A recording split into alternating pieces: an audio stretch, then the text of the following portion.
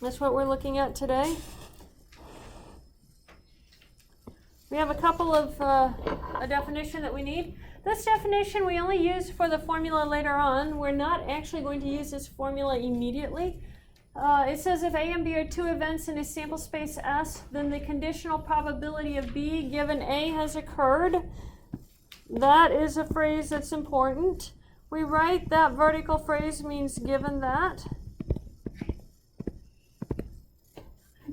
It's equal to the probability of A and B. This is like A intersect B when we were talking about sets.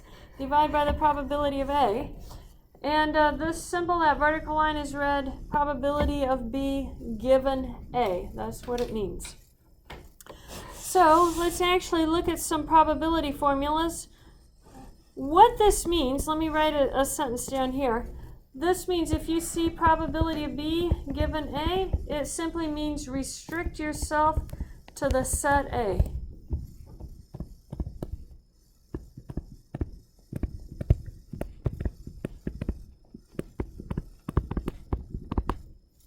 And count the number of B in it.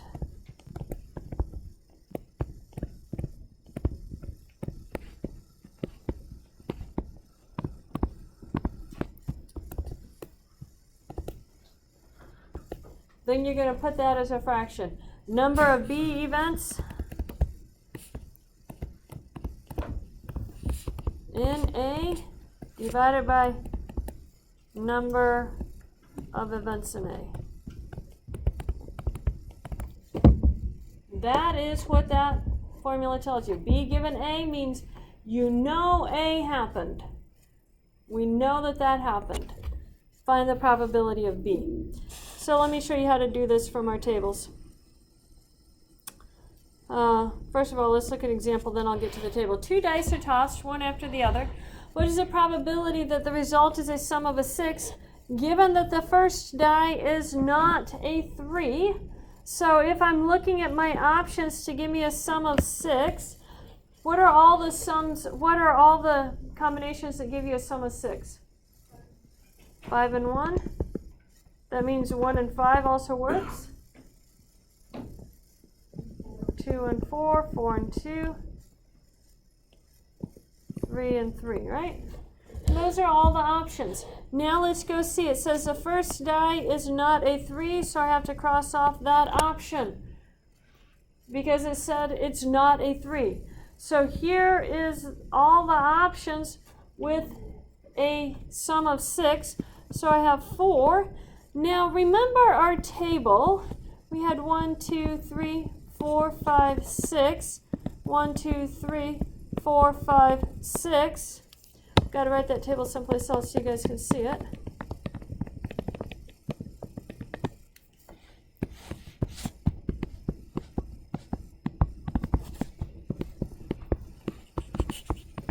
Now, I've always been telling you that this was the first die. So that means that on this first die, I can't have any of that row. I had a total of 36. When I remove that row, what is my new total? Yeah. New total is 30 because there were 6 values right here. 6 pairs, I'll put it that way. So I have to remove the 6 pairs that aren't allowed, giving me a total of 30. So my new probability is 4 divided by 30. The number of events of B that are in A divided by the total number of events in A. That's what our conditional probability says. And I write this as probability of sum equals 6, given that 3 is not first. That's what that equals to. The sum of 6 given that 3 is not the first value. Okay, you guys have checkpoint number 1 to do.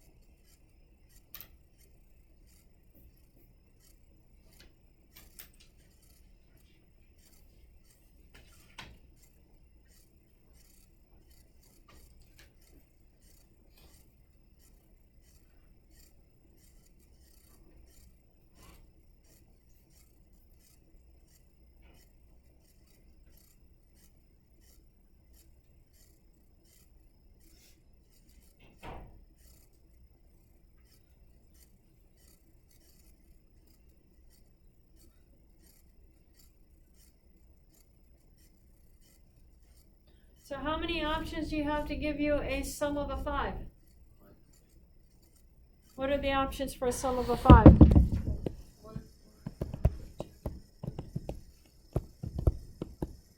So you have 4 options for that. And you want the first die to be a 3. How many of them have the first die as a 3? 1. And then if you look down here in this row, how many total of them have a first? Yeah. So what's your answer going to be? 1 out of 6. Is that what everybody got?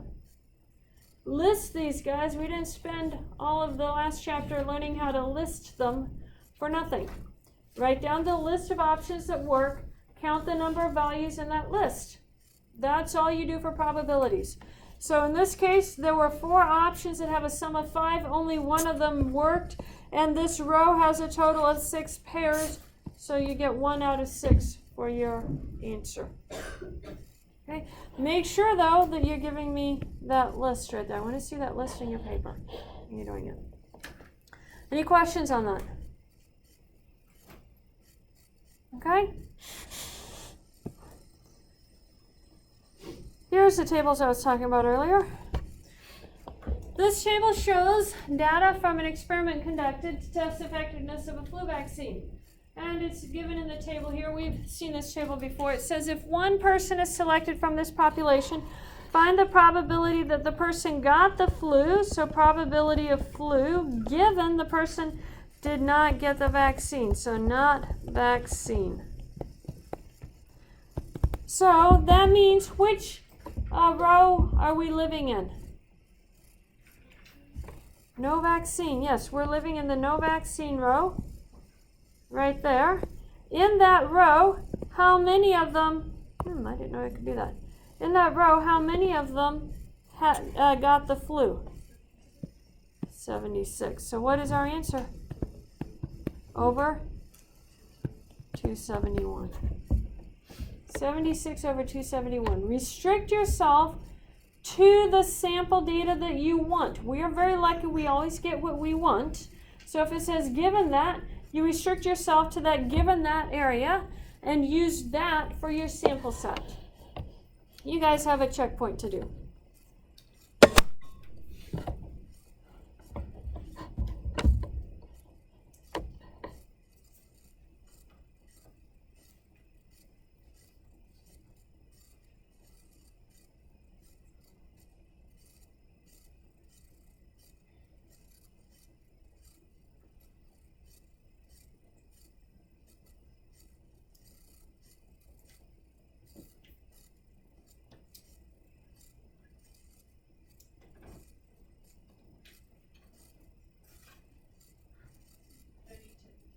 Erase the purple line. It's a little dark back there.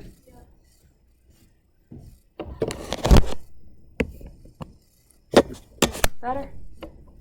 Sorry about that.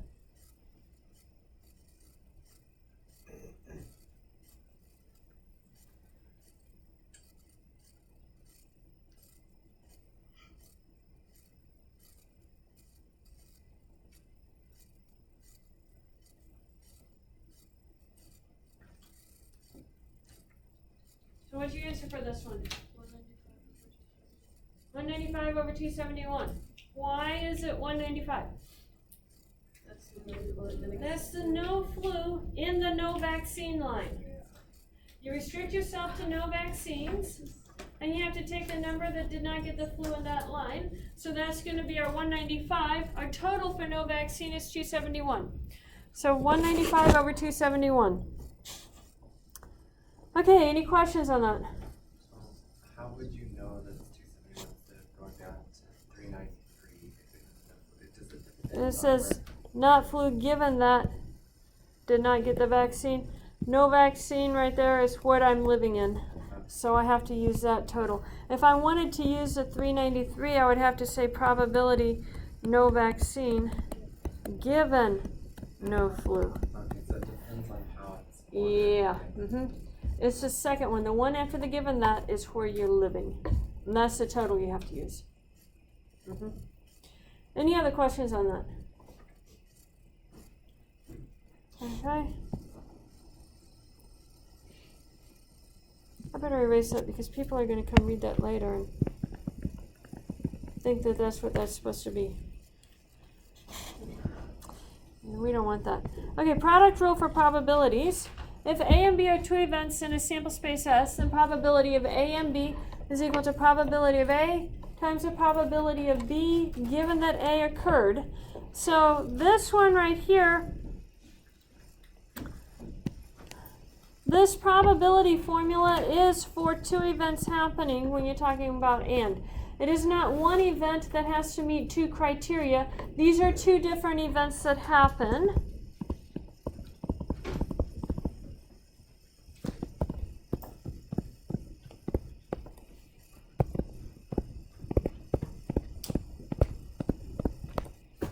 Okay. So you have to have two different events happening. You want to know what's the probability that both events happened. Maybe simultaneously, maybe at two different times. I mean, if you're flipping a coin and rolling a die, you can do both of those at the same time.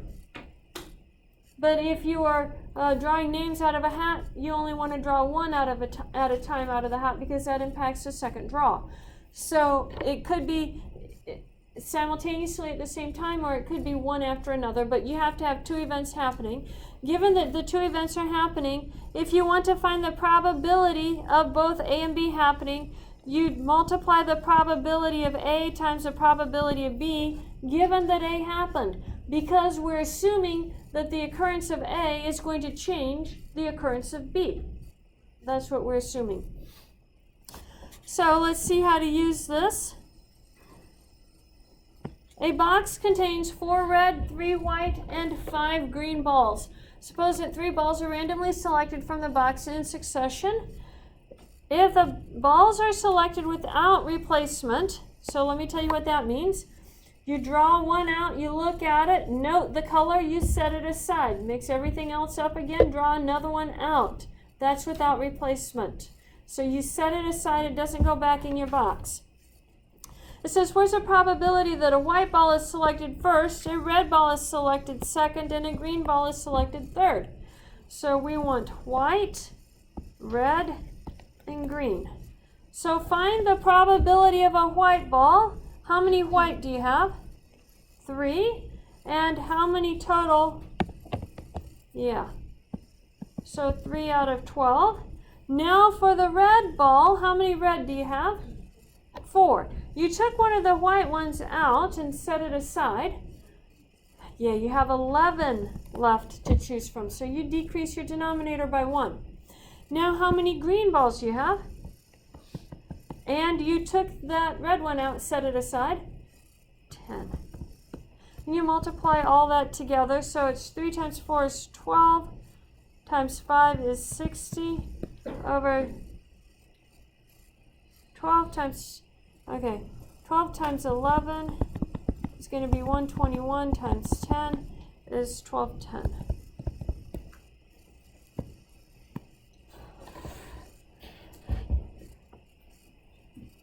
Okay, any questions on that? Oh, and the denominator? Oh yeah, 11 times 11 is 121. Yep, 1320. That's going to be 132. Do you guys know the easy way to multiply numbers by 11?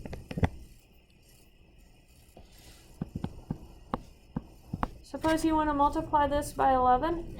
It's actually rather easy. You write your last number down, then you add those two together, that becomes a 5. You add those two together, that becomes a 3, and then you write that one down. That's how you multiply by 11. Just so you know. Question. So if you just multiply the tops and bottoms, you don't have to make the common denominator? No, that's only for adding. Oh. Yeah, when you're multiplying, you just multiply straight across the top, straight across the bottom. Okay, so let's look at number 2. If the balls are selected with replacement. With replacement means we look at the color, we put it back in, mix it all up, we draw another one out. We always have the same number of balls to choose from, the same colors to choose from. So we want the first one is a white, and then we're going to have a red, and then a green. So it's the same order. How many white do we have to choose from for the first selection? 3. How many total?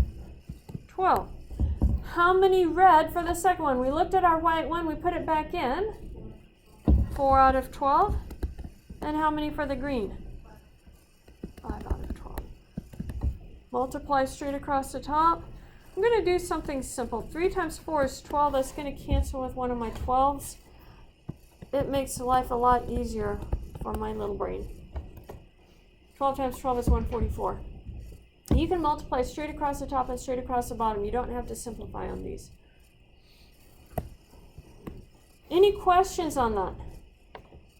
Notice that these problems look very identical. And on the test, they will be. You're going to have 2 problems with the exact same numbers. The only difference is one of them is going to be without replacement and one is with replacement. And you'll get vastly different answers for each of those questions. So this is very similar to a test question. I like these types of questions. Okay, so let's look at the next one. A box contains 4 red, 3 white, and 5 green balls. Same set of box that we had before. 3 balls are randomly selected from the box in succession. The balls are selected without replacement. What is the probability 2 white balls followed by 1 green ball are selected? So white, white, and then green. And this is without replacement. How many white ones do we have for the first selection? How many total? 12. Now you got your white ball, you looked at the color, and you set it down outside of your box. How many white balls do you have left? 2. Remember, you are extremely lucky in your draws. You always get what you want. So you got your white one out. Now, how many total balls do you have left? 11. And then how many green ones do we have after we got the second white one out and set it down? 5 green. We didn't get a green one. And how many total balls? 10. So I have 6 times 5 is 30 over 13. Any questions on that? Okay, what's the difference between that example and your checkpoint number 3? With replacement. So you guys get to try this one with replacement.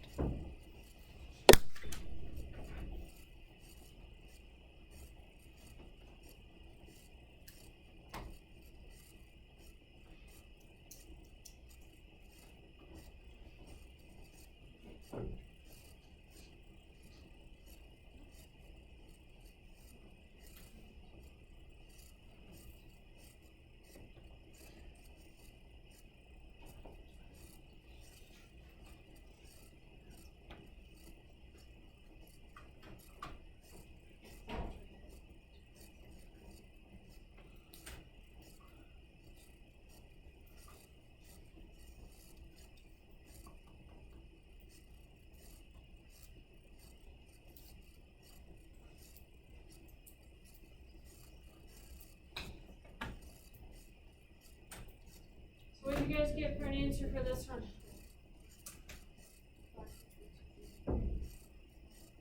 5 times 5 times, wait. 3 times 3 is 9, 45, right?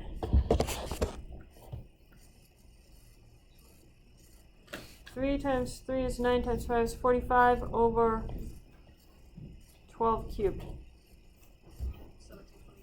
1728. Yeah, 45 over 1728. Is that what everybody got? Should be the same for your denominators. Okay. A couple of definitions here, then we'll have our last examples. It says, if A and B are 2 events in a sample space and probability of B given A equals to the probability of B, then A and B are called independent events.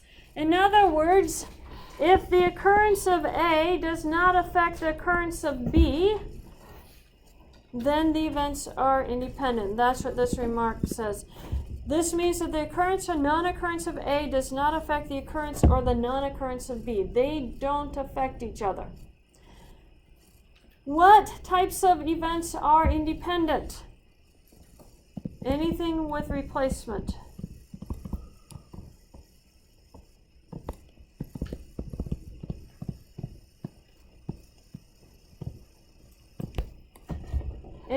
with replacement is an independent event because everything goes back to exactly the way it was the first time for each successive draw.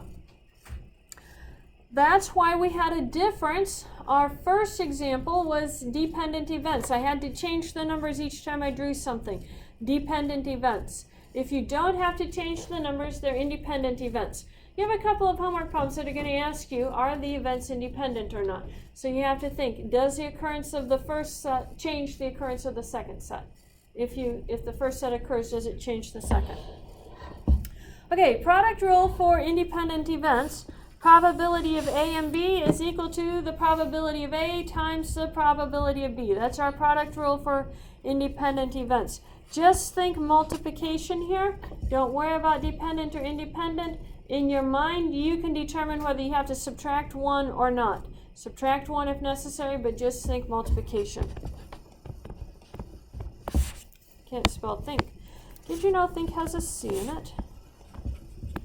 Don't know where that C came from either.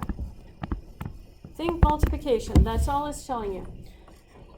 When you have and says multiply. Or says add. So if you have an and in the problem, you're going to multiply. Or says add probabilities. That's the difference between both of those. We did or problems last class period. We're doing and problems today. So let's look at a couple more examples. I went too high on that one. A pair of dice is tossed twice. What is the probability that the first roll is a sum of 7 and the second roll is a sum of 11? What values give you a sum of 7?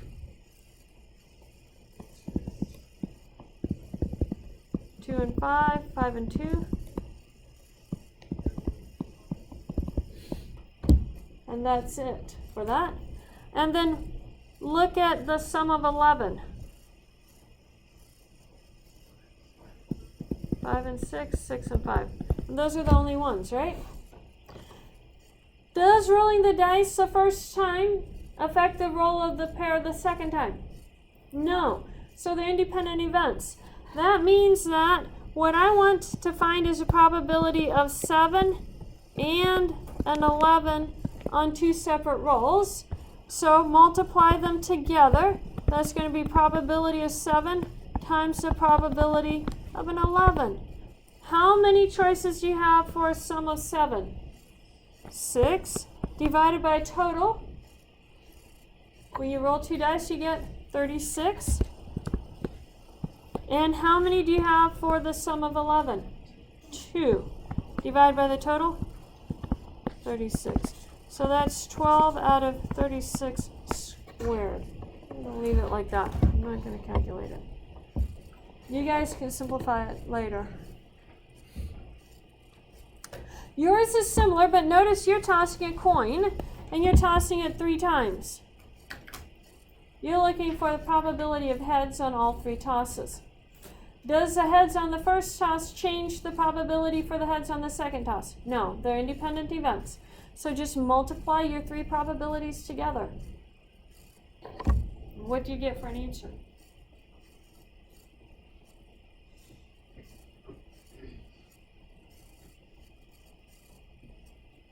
What's the probability of a heads on a single toss of the coin? 1/2. Multiply that together.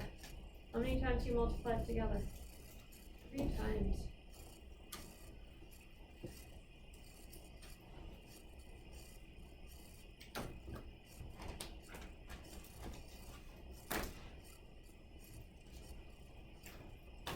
What do you get for your answer? 1 out of 8. I heard a 1 out of 6 out there. You added your numbers together instead of multiplied. 1 out of 8.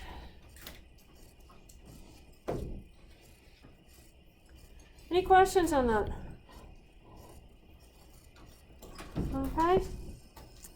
We have one more example to go then. Suppose that a company claims it has a test that is 90% effective in determining whether an athlete is using a steroid. That is, if an athlete is using a steroid, the test will be positive 95% of the time. So the probability P is going to be positive test. All right, positive test. Given that the athlete is taking steroids, is equal to 0.95. That's what that sentence says. In the case of a negative result, the company says that its test is 97% accurate. That is, even if an athlete is not using steroids, it is possible that the test will be positive 3% of the cases. So probability of a positive test, given no steroids, is equals to 0.03. Such an occurrence is called a false positive. Suppose a test is given to a group of athletes of which 10% are using steroids. So probability of using steroids is equal to 0.1. What is the probability that a randomly chosen athlete actually uses steroids given that the athlete's test is positive? So probability steroids given a positive test. Now this is where we actually have to use our formula. Our formula set is put both of these together with an and. So we want steroids and positive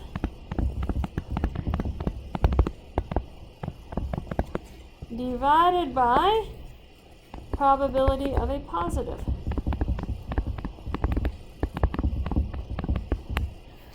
So we have to calculate this value right here. Probability of steroids and positive. That's going to be the probability of a positive test. Let's see if I can write this. Positive test given steroids times the probability of steroids. And I chose to do it that order. I could have chosen to do steroids given positive, but I don't have steroids first here. I have positive test first. So I have to go with the one that has steroids second. So positive test given steroids times the probability of steroids. What was the probability of a positive test given steroids? 0.95. So this part right here becomes 0.95. And what's the probability of the steroids? 0.1, 0.10. And now let's look at the denominator, the probability of a positive test. There's two ways to get a positive test. A positive test given that they had steroids, and a positive test given that they had no steroids. So we actually have to write this down here. Probability of positive equals probability positive given steroids times the probability of steroids plus the probability of positive given no steroids times the probability of no steroids. So this ends up being positive given steroids is 0.95. Probability of steroids is 0.1. And then positive and no steroids is 0.03. And probability of no steroids is 1 minus 0.1, 0.10. So I'm going to put that down here.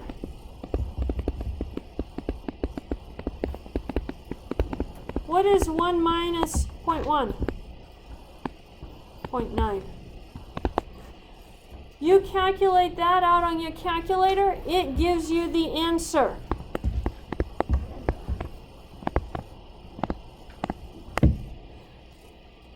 You guys need to be able to do this type of question. It combines pretty much everything that we have done so far in this chapter into one question. It will be on your classwork next class period. You'll have about 5 to 7 minutes at the start of class to do it, so make sure you figure it out before you come to class. We don't have 30 minutes to figure it out. So bring your notes to class, copy it down. This is a question on the classwork next time. We need to be able to do this type of example. Okay, we are done for today. Make sure you guys are working on the homework. If you have questions on the homework, let me know. Yeah, let me stop this.